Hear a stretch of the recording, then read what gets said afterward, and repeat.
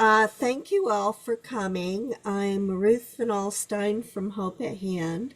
Hope at Hand is a local nonprofit that provides poetry therapy programming for at-risk youth in North Florida. We also host Jack's Poetry Fest, which is free of charge every April and is funded by a variety of arts and culture grants, which we will talk about at the end of the program. During the presentation, I'm going to upload QR codes to direct you to both donation and survey pages. If you have to leave early, please download these before you go.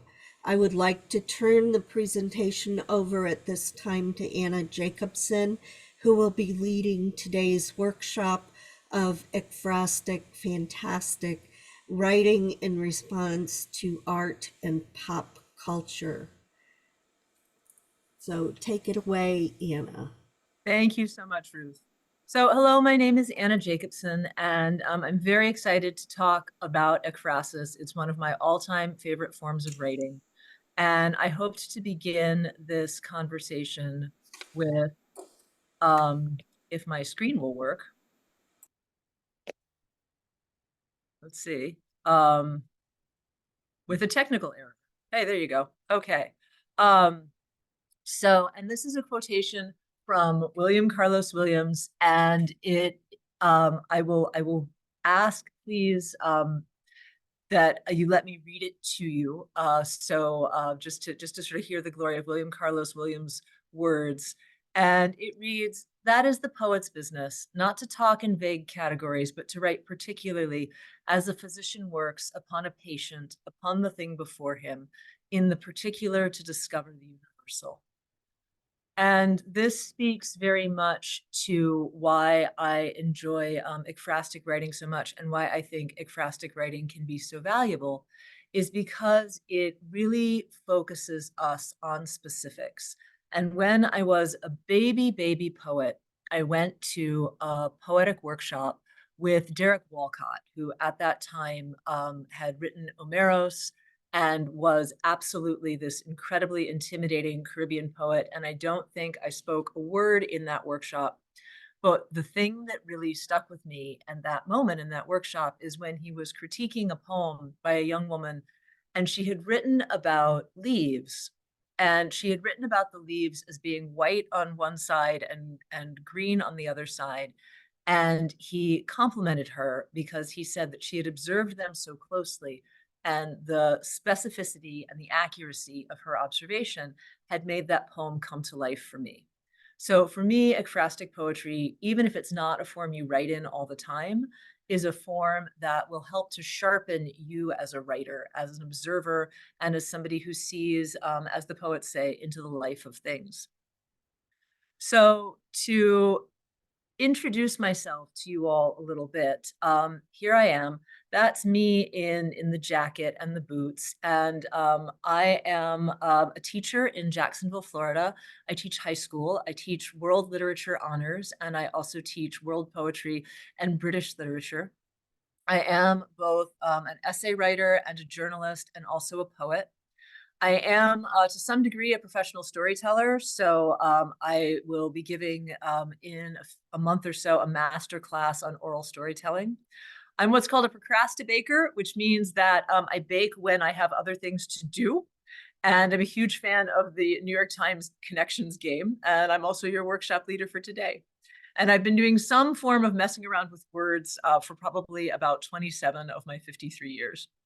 Since you can't see me on video, that's me. So the first thing that I wanted to share with you all are a couple of videos that talk very much about the idea of ekphrasis. And the first is from a very famous, since we have so many people in the UK, I don't know if Ferris Bueller's Day Off is as much a touchstone for people in Canada or in the United States. So you guys can maybe let me know in the chat if you've heard of Ferris Bueller's Day Off. But it is a very famous movie about a high school student who plays hooky from school.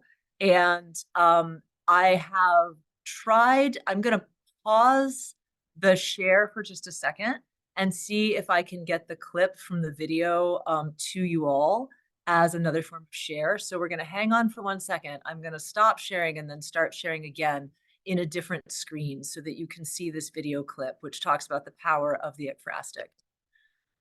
So hold tight with me for there's nothing more powerful than you. We're going to have to ride out something. Really going for it. Doing business. All right, pause for thought. And I'm going to come back to Zoom and back to screen share with my fingers crossed that this is going to work the way that I want it to work. And we're going to try something slightly different, much to my sorrow.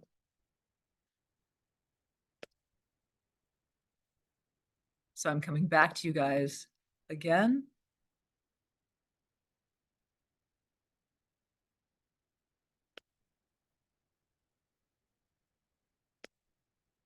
And in the chat, I am going to put this video clip so that you guys can have access to it and see it.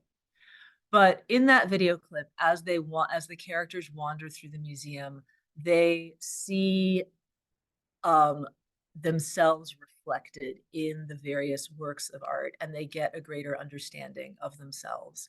And then another video clip that I think is really important to the power of ekphrasis, and this I think will probably speak to the folk in the UK, is the clip from Doctor Who, when Doctor Who travels in time and he meets up with Vincent van Gogh. And he's able to bring Van Gogh, who of course worked in obscurity and a great deal of suffering, forward into the future so that Van Gogh is able to see himself and see that he has in fact become quite famous. And that is a moment where you are able to see the power of art to speak across the ages, across times, across cultures, and speak to the human spirit and the resilience of the human spirit. And so this is another reason to use ekphrasis and play around with ekphrasis, because you can make these really great connections across great distances. So I'm clicking away on my computer screen.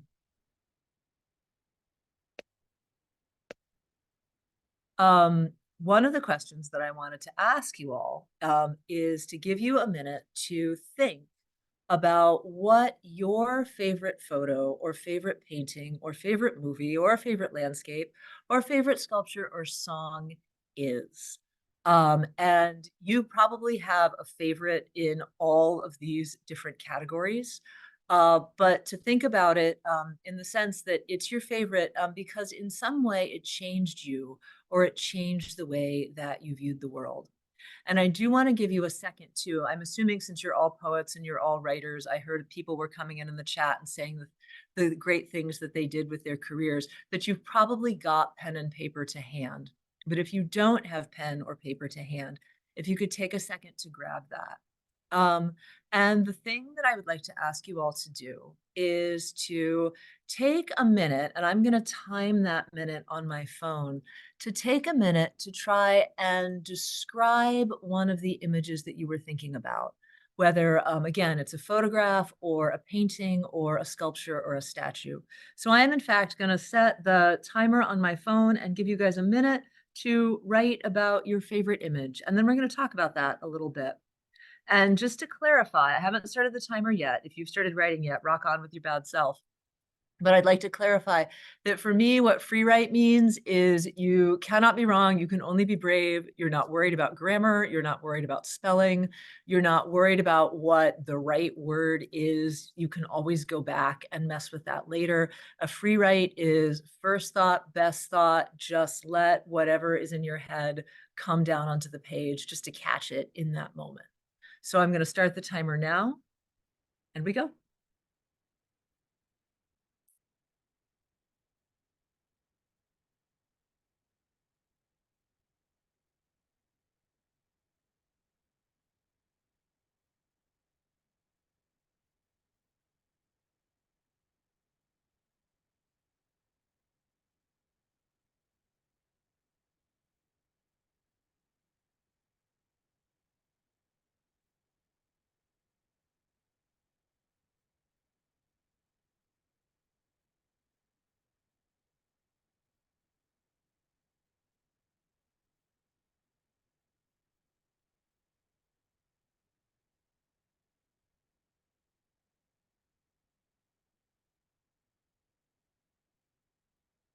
And you have about 10 seconds left to finish your thought, to finish your phrase, your sentence.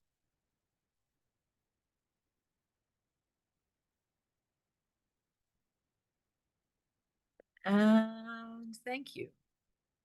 And if I could ask you to come into the chat, or you could also you can also unmute if you would like and speak. At least I think that the video will let you do that. To share what some of your favorite images, your favorite paintings or photographs are.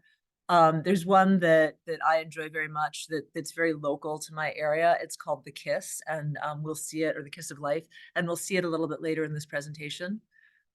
Chris, I'm glad you liked that Van Gogh episode. Yeah, no, it makes me cry every time. So if you guys could share what some of your favorite images have been over time.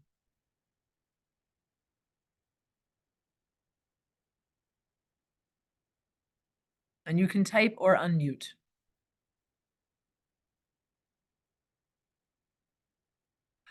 Oh, yeah, Amanda, that's a great one. That's a great one. And I looked at that for a while before I noticed the people in the boat. And that made the whole thing, new again.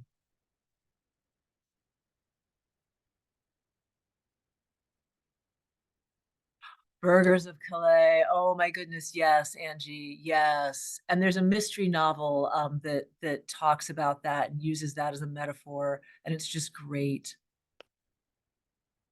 Right? The people in the water, that's absolutely right. Oh, wow. Oh, Carol, that's a great one. And an unfinished sculpture is so powerful for writing and for creating. Oh, these are great. Okay, the man lying on the wall. Oh, wow. I've never seen Memorial of a Marriage. Oh, wow. That sounds incredible. Okay, thank you. Is that Mickey? I don't know that one, but I'm writing it down. I'm writing down that painter. Very, very cool. All right, well, thank you. Those are great shares. I appreciate that. That's a wide variety of things. Can I just say it out loud? Yeah, I'm not much of typing. I'm not much no for worries. so I just wrote that the blue jay opening his wings to fly. Perhaps I'm glad I like it because he's not all blue. He's whitish gray inside. His wings opening up, and it looks like freedom. And that's a photo I took of a blue jay on a branch, and I didn't mean to take it when he was opening his wings. I was hoping to get him standing on the branch, but he went to fly just as I took it. So I actually like the picture a lot. That is so cool. That is so cool. Thank you so much for sharing that.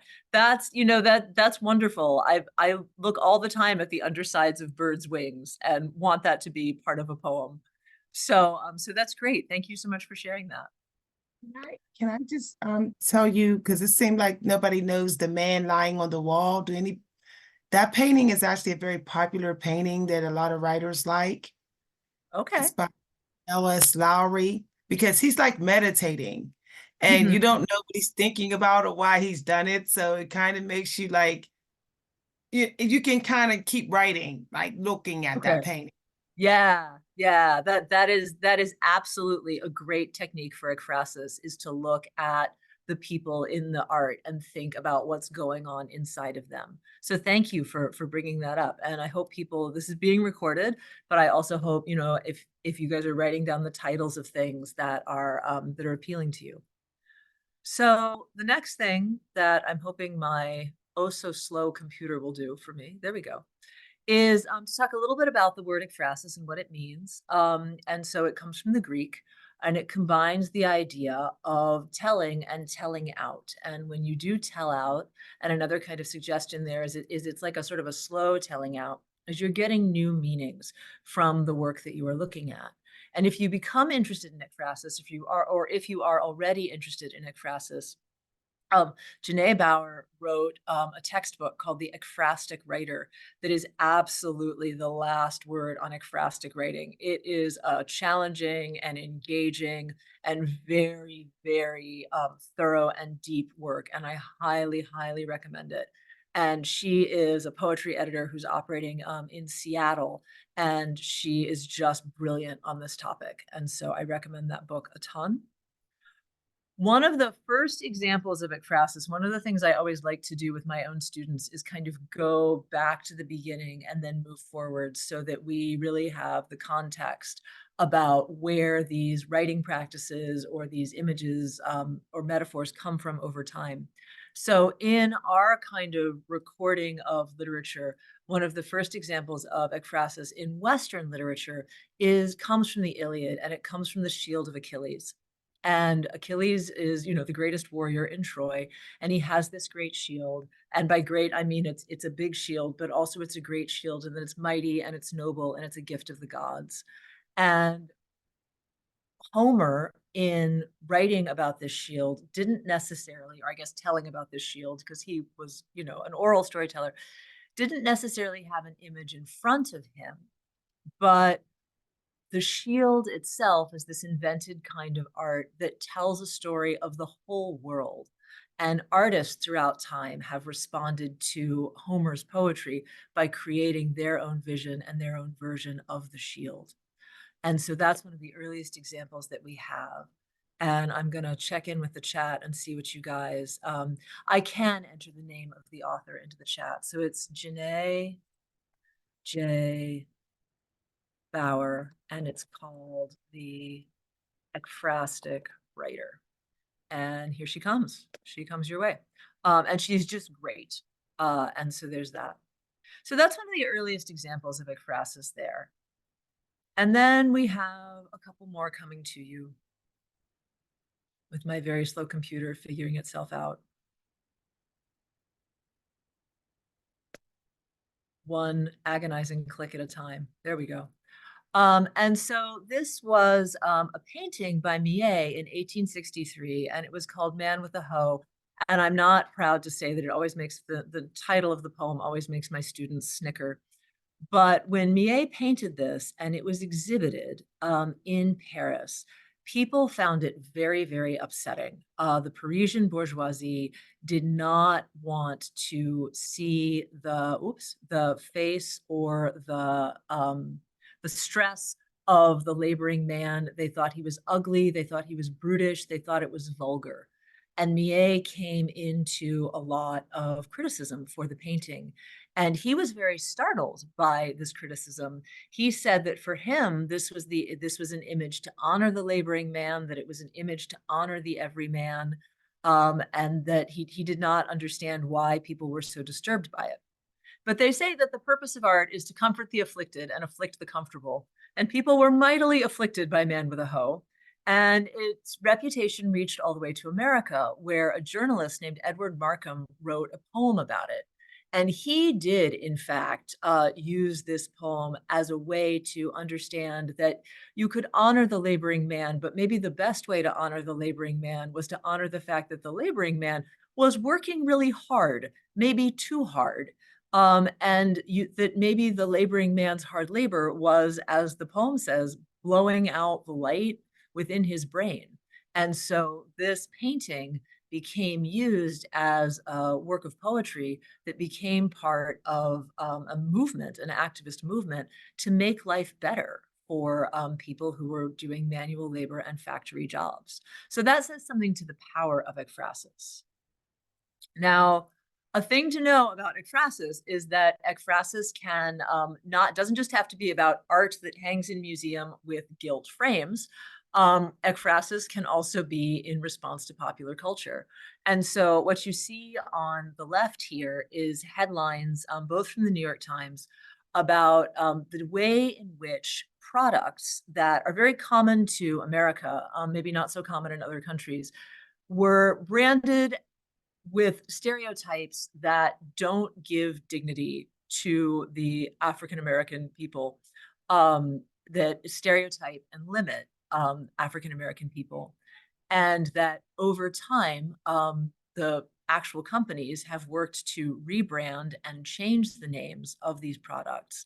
But in 2008, the African-American poet Lucille Clifton wrote about what her response to product packaging, which, even though it's not what you would consider art, is still considered ekphrasis because she's responding to images. And in her poem, Lucille Clifton imagines what it would be like if the Aunt Jemima and the Uncle Ben character could come off of the packages and wander the grocery store aisles and wonder about their identity and wonder about their personal power and create an identity kind of beyond the stereotype, beyond the limitations of the images that are on those packages. So that is also a particularly fun and rewarding kind of ekphrasis for me, is the idea of responding to popular culture, because I feel like so much popular culture goes unexamined and there's such complexities of messaging there that can be really, really rewarding. So there's that. Another thing to think about with ekphrasis is sometimes, in terms of popular culture or in terms of image or art, to think about an image that you've seen that has brought up strong emotion in you. And that can be a positive emotion or a negative emotion or just an emotion of confusion. And to give you an example of what I mean from my own life at this moment in time. So I'm back throwing away. I'm a mom. I do a lot of laundry. When I do laundry, I tend to watch trash TV or trash movies. And so somebody recommended to me a series of movies called The Fast and the Furious. And they're about car racing. And I cannot decide watching these movies if they are the most racist or the least racist movies I've ever seen. And so I would like to do an ekphrastic poem about maybe the design and the characters in the Fast and the Furious movie series, of which there are 7. So what I'd like to do now is give you a chance to think about an image that you've seen, and maybe you saw it on the media. Maybe you saw it when you were watching the news. Maybe you scrolled by it on one of your social media feeds. Maybe it is a movie poster or an ad in a magazine or a preview of something that you saw while you were watching television. And alternately, think about an image that has possibly inspired hope in you, whether that's an image maybe of an athlete completing something particularly difficult and astounding, like the young man who won the World Figure Skating Championships, or maybe it's of people trying to help other people or animals in the face of a disaster. So is everybody pretty clear on kind of what you're doing and what you're writing about at this moment in time? And I'm going to give you again another minute to write about an image that's inspired strong emotion in you. And I'm going to start the timer now.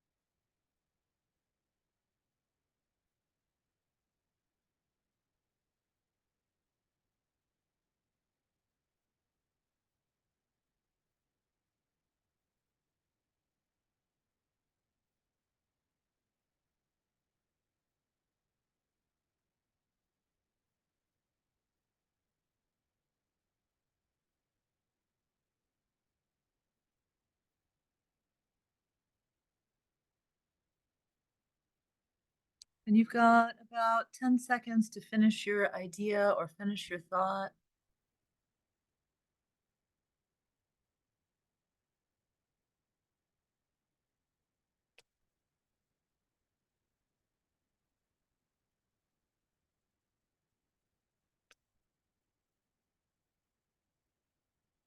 And yes, I can go back to the Man with the Hoe, the painting from 1863.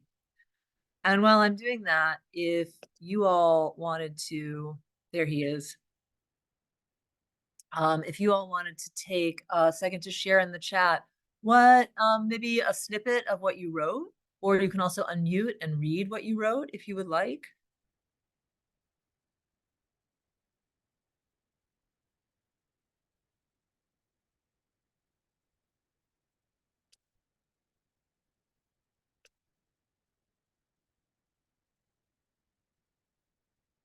So what are some images that gave strong feelings for you?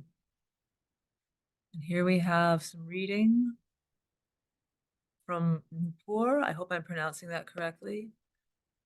A woman holding a torch, liberty, a fire burns in her belly. Tunnels through France to the USA, to the sisterhood worldwide. She's a statue.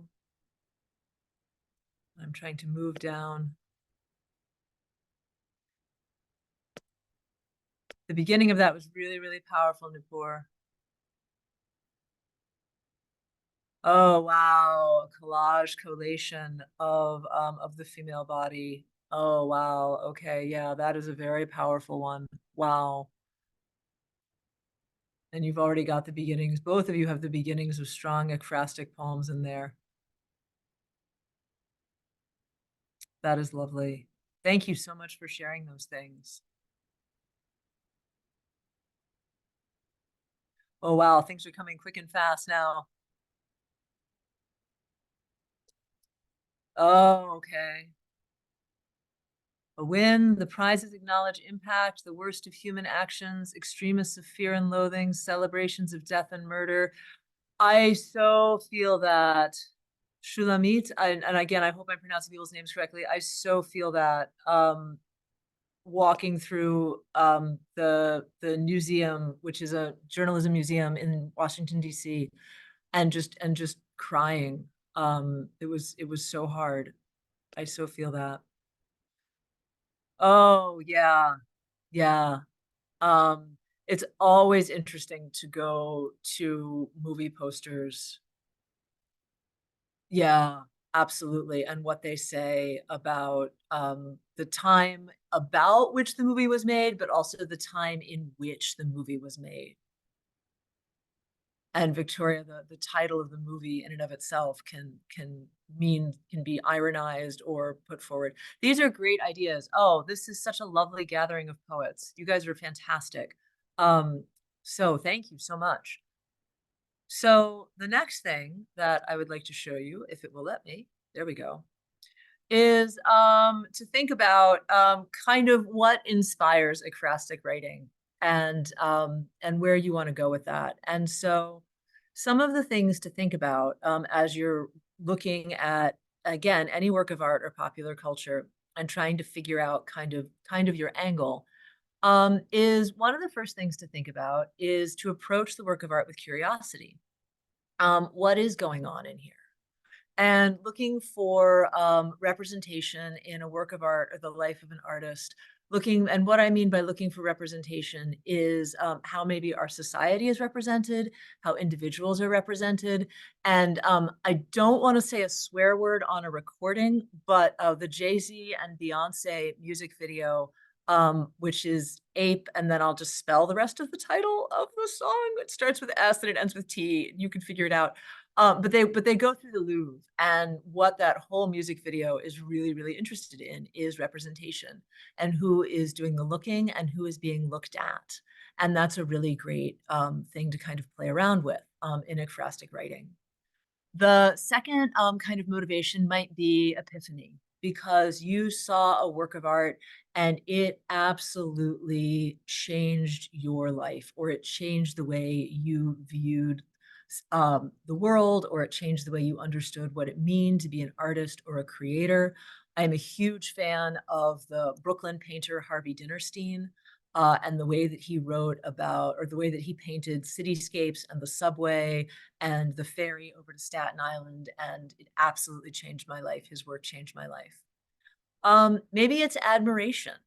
You are looking at something that is incredibly beautiful or that you find incredibly hideous, and you want to talk about why it works for you, or why it works against you. And another way to think about it is that maybe a work of art or a work of popular culture is making a social or political statement. And that's something that you want as a writer to extend, or that you want as a writer to maybe argue with. And that goes, to the meme that's up there. When everybody is seeing something one way, it is one of the great powers of the writer to see something in a different way. So here is a thing to think about in terms of ekphrastic practice. And this comes from the American cartoonist Roz Chast. And she teaches a whole class on creative thinking and the University of Connecticut. And she has a great book. And I'm going to grab the title of it because I'm in my classroom. And I'm sorry you guys can't see my classroom. Because my classroom is mad fun. But and I'm going to put another title in the chat for fun and profit. And the other title in the chat is called What It Is. And I'm sorry, it's not Roz Chast, it's Linda Berry. And in her class, where she is working with students on just like how creativity works and how the brain works, she has a practice where she has them write about a memory. But this practice is also something that you can do when you're writing about art. And so she wants you to practice, starting by describing very literally what you see in the picture, and to start from one corner and quite literally write your way around it. So you might start with the red shoes on the princess in this picture. The next thing she wants you to think about is she wants you to narrate the action or the backstory, to provide context if you have it. And the great joy of the internet, you can do research on a work of art very, very quickly, and very, very thoroughly as well, or to invent context for what's going on in the painting or what might have been going on in the artist's mind, to remark on the individual moment of viewing. What was it like the first time you saw this? To give voice to the people who are in the painting, to give voice to the subject, and to talk specifically to the artist or to the work of art itself. And so an example of that is with this painting of St. George and the Dragon. The writer, and I'm going to wait for my slide to come along for me. The writer, Yue Fanthorpe, wrote this ekphrastic piece called Not My Best Side. And in Not My Best Side, the Yue Fanthorpe imagines the three different voices in this painting. Imagines the knight, imagines the princess or the lady in distress, and imagines the dragon. And so as far as I'm concerned, this is a really fun ekphrastic piece because as well, it's looking at a very, very old painting, but using the very, very old painting and sort of adding this kind of great tweak of contemporary language, contemporary idiom. And so I don't want to read this out loud to you all because you can read, but I do want to take a minute to let you look over these three pieces. And section 1 is the dragon, and section 2 is the princess, and section 3 is the knight. And tell me what lines from this you feel like have a particularly strong voice or particularly strong image, or help you understand the painting in another level. So I'm going to give you a couple of minutes to read the poem and share maybe what you think are some of the better lines in here, the lines that speak to you. And again, this is a you can't be wrong, you can only be brave thing.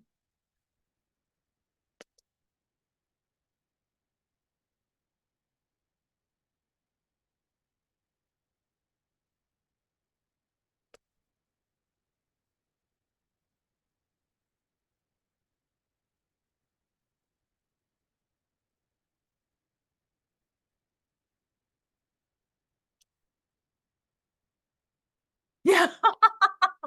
Amanda, you read my mind.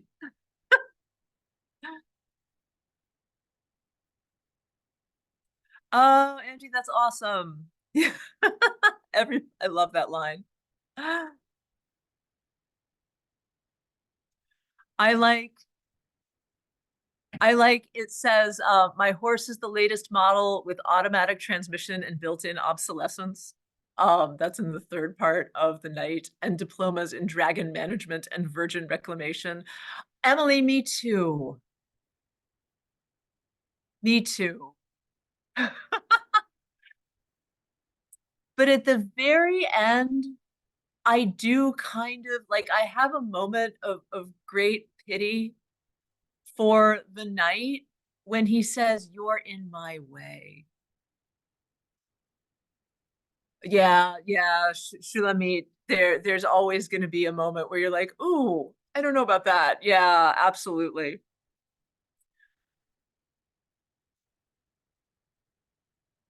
Yes, yes, absolutely. Absolutely. Yeah. Yeah, "You're in my way" is just so like, you are my way. I'm gonna make you fit my mold, but also you are just an object for me. It's really, really fun. So this is a good example then, of what it is to write ekphrastically when you are really giving voice to the characters. And it doesn't have to be serious. It can be light and fun. And the serious will take care of itself. This is just kind of a classic one that is always for using with children. This is the classic ekphrastic. A lot of you guys might be having like a nostalgia moment, remembering the first time a teacher showed you this or you discovered it on your own. But the idea here is, of course, the story of Icarus, and then sort of how that story of Icarus has come from the image of Icarus as being kind of the main character of the story, the person who you follow up towards the sun and then down again towards the sea. And then this is where Bruegel, who is one of my all-time favorite artists, imagines the fall of Icarus, but he doesn't put Icarus where you would imagine Icarus to be as the center of the painting. There's Icarus down there in the lower right-hand corner, his legs kicking, disappearing into the green. And it's always one of my favorite things in the world to do with students is to put this painting up on the screen so they can see it really big and detailed and ask them to find Icarus, and just to watch them sort of think it through. And then, of course, Auden takes this poem and then builds off of it in his famous poem Musée des Beaux-Arts, where he imagines, again, all of the unseen losses in the world, including, he suggests, the unseen and maybe unheard and unfelt death of Christ. So this is a very powerful idea that is there. And then this is a moment where I'm going to go a little into my own thing, because I had a kind of a tiny beef with Auden. And I had a kind of a tiny beef with Bruegel when I saw the painting. I thought, you know what? There's no way that nobody saw Icarus, even though when you look back at this painting, it's pretty clear that, the shepherd is looking up at the sky away from Icarus. The plowman is looking down at his plow. The ship is actually heading away from the boy who falls. Like, Bruegel makes it very, very clear that nobody sees him, but I've always thought somebody had to have seen him. And so this is my ekphrastic response. This is Icarus seen by a sailor. Imagine a splash, an arm waving for help, and you diving over the gunwale, swimming to find a young man sinking, 6 feet down already, lashed to the drag of a wooden frame, his arms forced wingspan albatross wide, the water around him clouded with blood and feathers and tar. You don't have a knife to slice the rope or the leverage with time to unpick knots. He is sinking, and you let him, because when you grabbed his arm, he turned his face to you, showing a racked mask, eyes sun-scoured, clean blind. You pull away so hard your recoil shoves him deeper. Your wide-armed flight from him in water mirrors his fall in sky. He spirals down, you rise on the sun rays, laddering toward blue, leaning on light and air. You push your unbound arms against the water, thrash over to the rowboat come to take you back to that expensive, delicate ship, where you will stand shivering on warm planks shaped by their maker, staring at every whip stitch in the white sails, feeling echo ache of bound muscle in all the singing twists of rope, and deny you saw anything, anyone at all. You will dream about the sinking boy for the rest of your life, be deemed unreliable on watch, take up wood carving, become famous for your imagination, making hybrid creatures you sell in ports of call, horses and women with fishtails, bull-headed monster kings, expensive young men with delicate wings. And I'm from Jacksonville, Florida, which is kind of famous for our murder rate. It's the 904. It's the county with the highest murder rate in the state of Florida, more than Miami, more than any other place with a higher population density. And all the time, I think about my young men who go out at risk, and their loss, and the way that people don't recognize their loss. So for me, all those young men who have been lost to violence are like Icarus. And that's why I wrote that poem. And absolutely, right? About suffering, they were never wrong. It's such a good line. And a thing to think about too is the idea of sort of stealing, right? Lines from poems.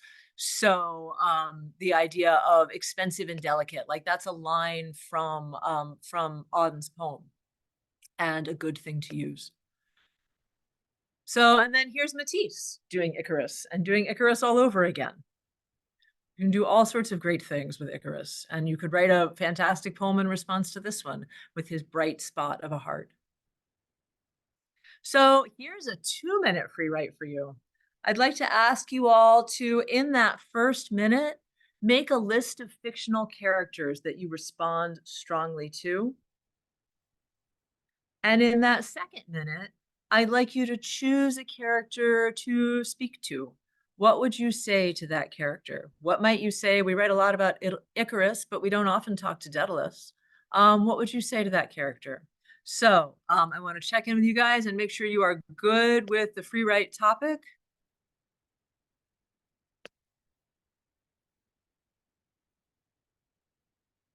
And if you are, I'm going to start my timer. So this is a 2-minute free write.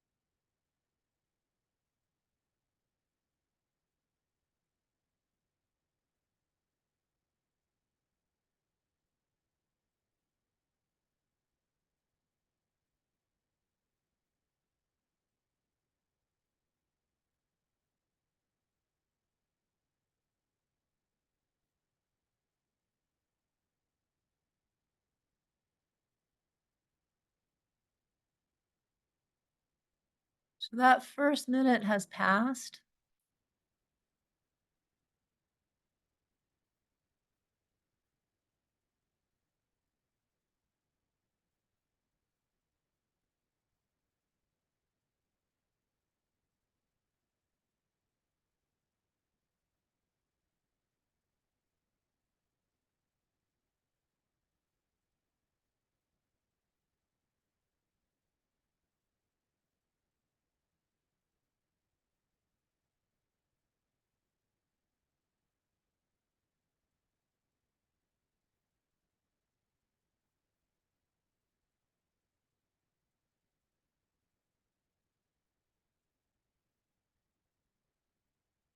You've got about 10 seconds left.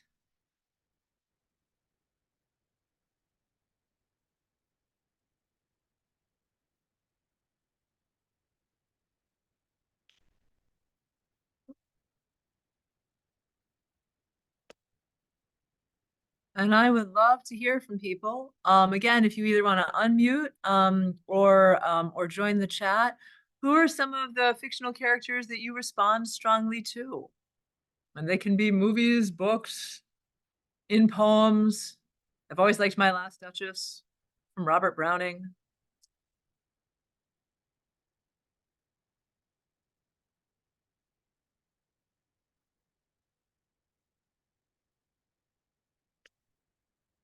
Superman, awesome.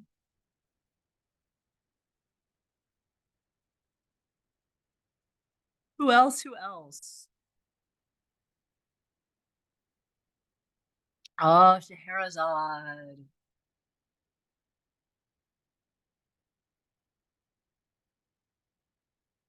Oh, wow. Yeah, time, playing around with time and yeah.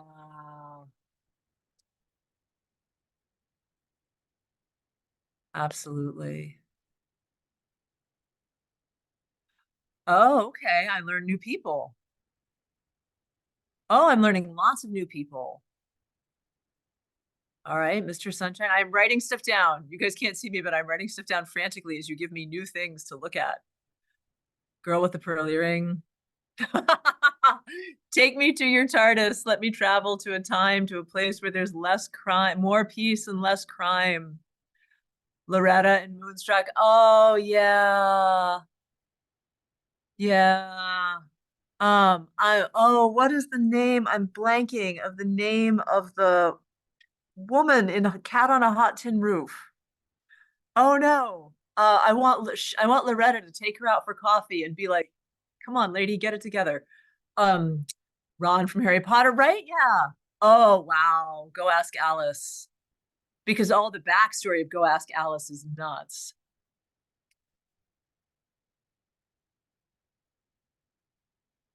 Oh wow.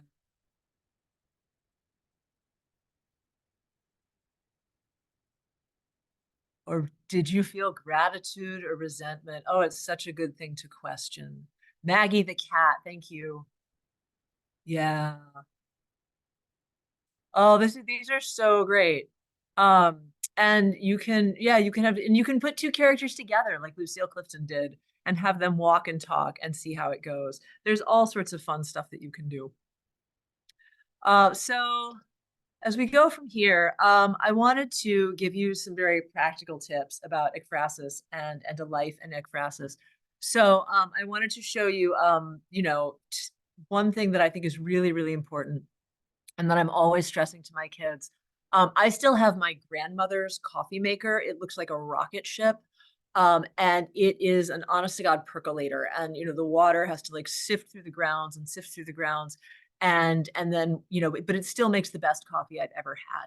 And I think that your artist brain needs to percolate and it needs to sit, and you need to sort of let your eyes and your ears and your creative self just steep in things. And most of the functioning writers that I know are absolute hoarders of images and ideas. And so when you're out in the world, this is why you've got your phone camera. This is why you've got your notes app.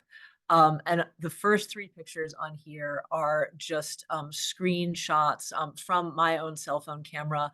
I was in a thrift store and there was the back of this CD case, and it just looked to me like a little found poem in the making. And then I was also in a museum in Santa Fe, New Mexico, and these two pieces really spoke to me. And then also another thing I think is really great for ekphrasis is just hanging out in art museums, and eavesdropping on people and their reactions, or following, sort of following tours around, joining but not joining. These are all really, really great ways to sort of inspire yourself and let your brain, your mind and your heart kind of percolate on what you're seeing. And honestly, I feel the same way about botanical gardens or zoos. To follow people around and watch how they're responding to the natural world has always been very, very inspiring to me. And so these things are here. And if you don't record it on your phone, you're gonna forget it. If you don't have it in your notes app, you're gonna forget it. And now some of you guys may be like notebook paper. You may be like pen and paper people, and you're wandering around carrying a small notebook around and jotting things down as you go. But I will sometimes go to art museums to write as well. So those are just ways to feed your eyes and your ears so that you are in the practice of seeing and responding to images and catching images that you can go back to later. Another thing to think about for ekphrasis is to write to your local history. And so for my local history, one part of my local history is there is a photograph that is a Pulitzer Prize-winning photograph, and it's called The Kiss of Life, and it was taken here in Jacksonville, Florida. And it tells the story of a telephone lineman who was working, and while he was working, he got electrocuted. And another lineman climbed up and gave him mouth-to-mouth resuscitation while he was dangling from his safety harness and saved his life.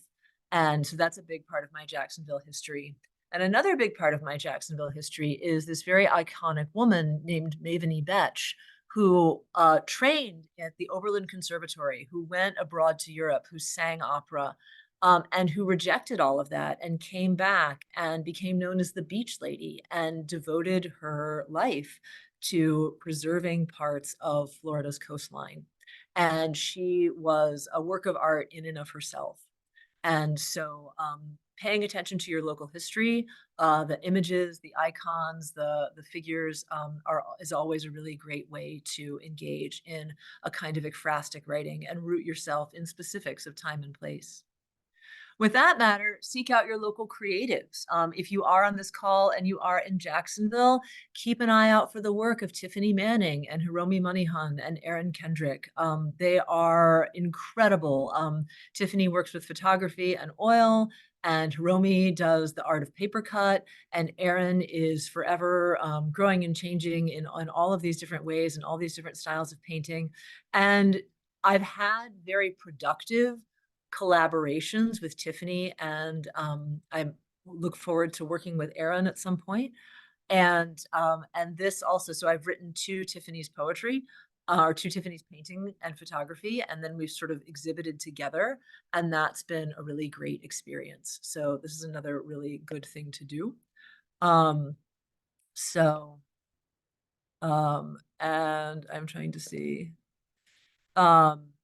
So so yes, and thank you for talking, for being clear about hair and cultural conversation and identity. That's another big thing, and could be an inspiration for a poem in and of itself. Also, there's just the idea of talking back to the world. Again, this is a thing that's particular, I think, to the American South, where we don't have a ton of rules about the kind of signage that's on the side of the road. But Aziza Barnes is a Southern poet who wrote a poem about a billboard that asks a question. It comes from the old milk commercials, Got Milk. And this billboard that was very popular in the American South for a while just said, Got Jesus on it.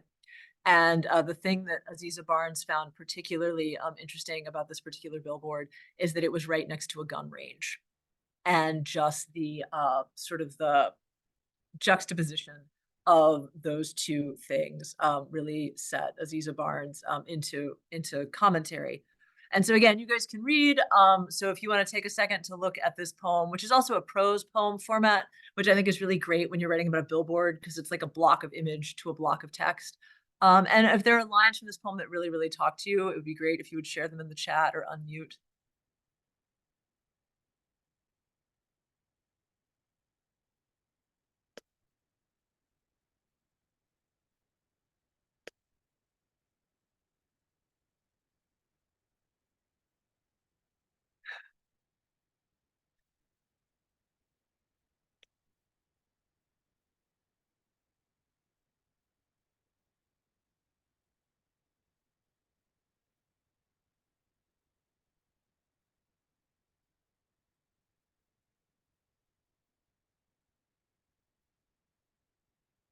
I love I'm deforested and arrested on the border of Quitman and Eden. I don't know if those are real streets or if those are metaphorical streets, but I think they're great.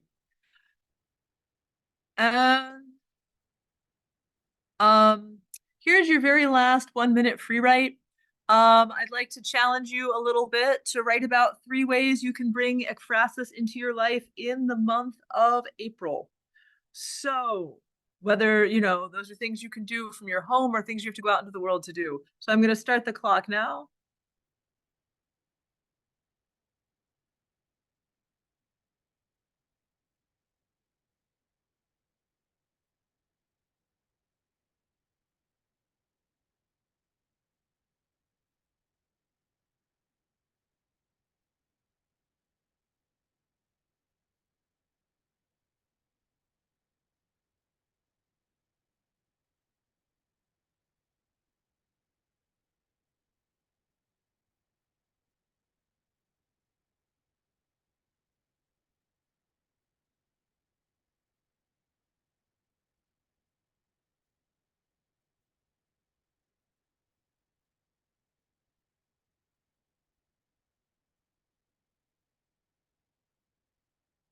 And you've got about 10 seconds to finish your sentence or your thought.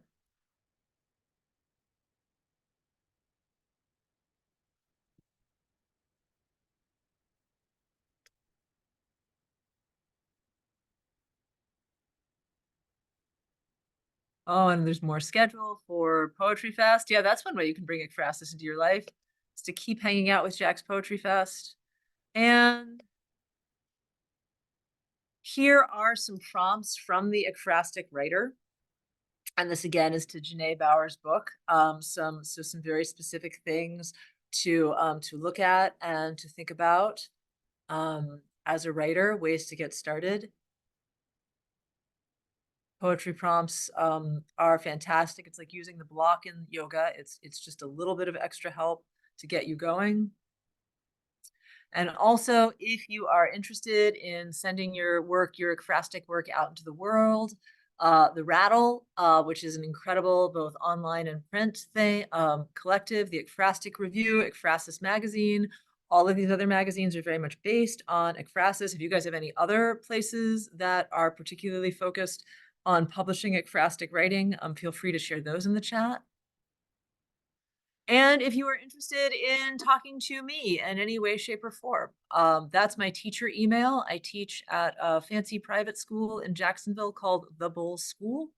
And I'm also on Instagram as my name. And you can find me on Facebook. And there I am. I know we haven't actually been able to see me on video, but there I am in my memified self, thanks to my students. And ladies and gentlemen, that's it. That's me. That's my take on Ekphrasis. I hope it's been helpful to you. I'm gonna check in the chat. I want to thank Anna for doing this wonderful workshop and everyone for coming to this event. We have another one or two workshops to complete Jack's Poetry Fest online free workshops.